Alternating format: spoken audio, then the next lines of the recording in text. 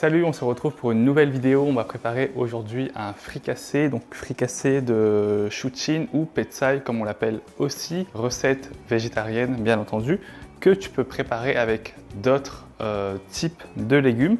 Donc là, comme je l'ai dit, j'ai pris un chou chin, mais tu peux utiliser un chou classique, un chou vert ou d'autres breads de la Réunion. Concernant les ingrédients, c'est très simple. On aura bien entendu besoin du chou, et évidemment, donc, étant donné que c'est un plat de la Réunion, des oignons, du gingembre, une tomate facultatif et de l'ail. Et étant donné que le chou est un légume qui n'a pas vraiment beaucoup de goût, donc on vient vraiment assaisonner ça avec des épices. On n'hésite pas à ajouter un peu plus qu'il en faut. Là, le chou par rapport à la quantité d'épices que je viens de montrer peut paraître énorme, mais il faut savoir que ça va fondre pendant la cuisson, ça va rendre beaucoup d'eau. Et finalement, un chou de cette taille-là représente environ 3, 4 à 5 portions maximum.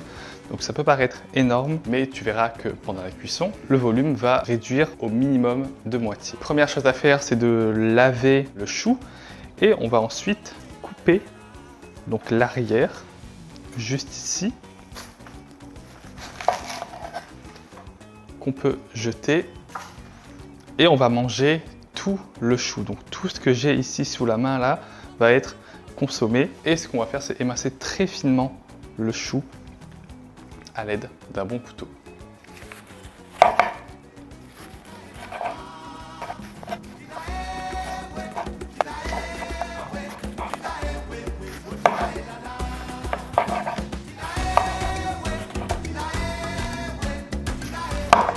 Et on essaie de couper le chou, de l'émincer de façon régulière pour avoir une cuisson homogène. Alors la tomate, c'est facultatif. Moi, j'aime bien la tomate dans le fricassé, mais tu n'es pas obligé d'en mettre. Et si tu en mets, donc on va simplement le couper en tout petits dés.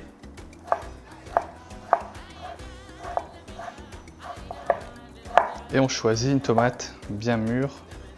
C'est beaucoup mieux pour la cuisson.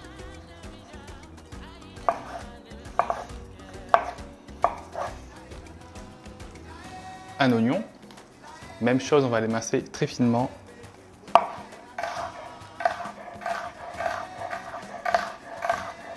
L'ail et le gingembre, on va d'abord les hacher grossièrement et ensuite les écraser au mortier. Tu peux retrouver la quantité exacte d'ingrédients en description. On écrase ensemble l'ail, le gingembre et un peu de sel.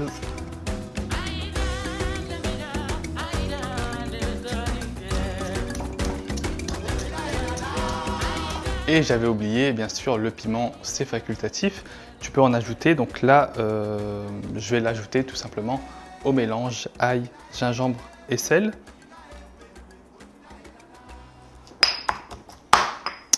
Et voilà, on passe maintenant à la cuisson. Première étape pour la cuisson, on fait revenir les oignons pendant 1 à 2 minutes dans de l'huile bien chaude.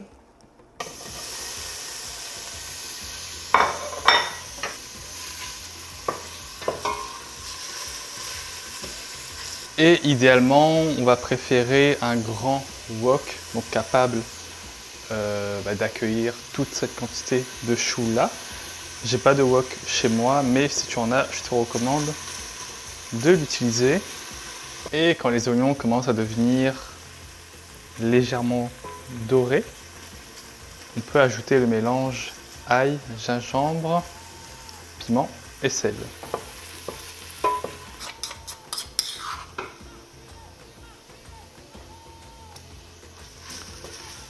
Et on fait revenir 1 minute. On peut ajouter aussi, c'est facultatif, un peu de curcuma pour colorer le chou. Mais pour aujourd'hui, on va faire sans. On peut ajouter nos tomates. Encore une fois, les tomates, idem, c'est facultatif. Donc si tu en mets, tant mieux. Sinon, c'est pas bien grave. Donc dans le cas où tu ne mettrais pas de tomates, tu peux ajouter directement le chou.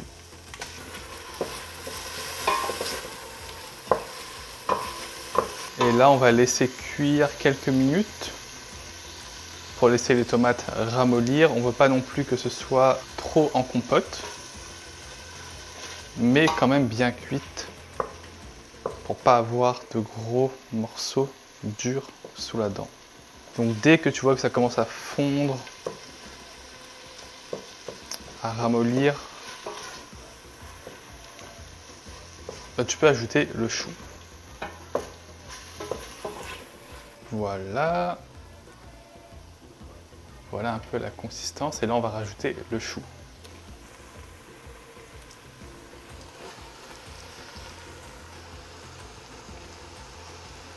Alors j'aurai pas de place pour tout mettre, donc je vais mettre seulement 3/4 de la préparation, un mélange de feuilles vertes et du blanc aussi. Et on va pas retourner maintenant parce que le chou va rendre beaucoup d'eau, donc on va le laisser quelques minutes comme ça et tu verras que le volume va diminuer, toute l'eau finalement va s'évaporer et on pourra ensuite mélanger le tout. Et si tu avais prévu la quantité d'épices, tomates, ail, gingembre, etc. pour un chou entier, c'est pas bien grave. Comme je te le disais, le chou n'a pas beaucoup de goût, donc c'est pas grave. Au contraire, si tu mets plus d'épices. Là, j'ai baissé le feu pour laisser le temps au chou de rendre toute l'eau. Et on constate que le volume déjà du chou a vraiment bien baissé. On va laisser encore peut-être 1 minute à 2 minutes. Les épices en dessous ne vont pas brûler, tout simplement parce que toute l'eau qui descend du chou va ralentir justement la cuisson.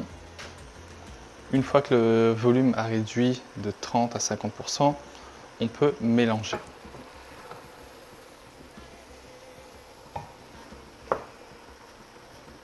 Là, tu peux augmenter le feu, le mettre sur moyen élevé pour terminer rapidement la cuisson.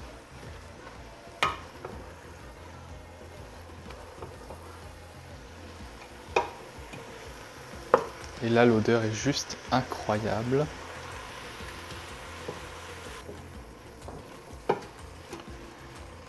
Donc on mélange bien et on laisse réduire, parce que là on voit qu'il reste un peu d'eau à cause des tomates et du chou, évidemment.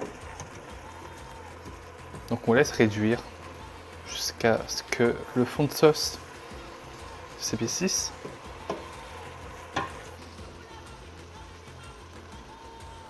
Et voilà le résultat. Et voilà le fricassé de chou de la Réunion. J'espère que tu as apprécié cette vidéo. Si c'est le cas, n'hésite pas à laisser un like, à commenter, à partager. Et je te dis à très bientôt pour une nouvelle recette.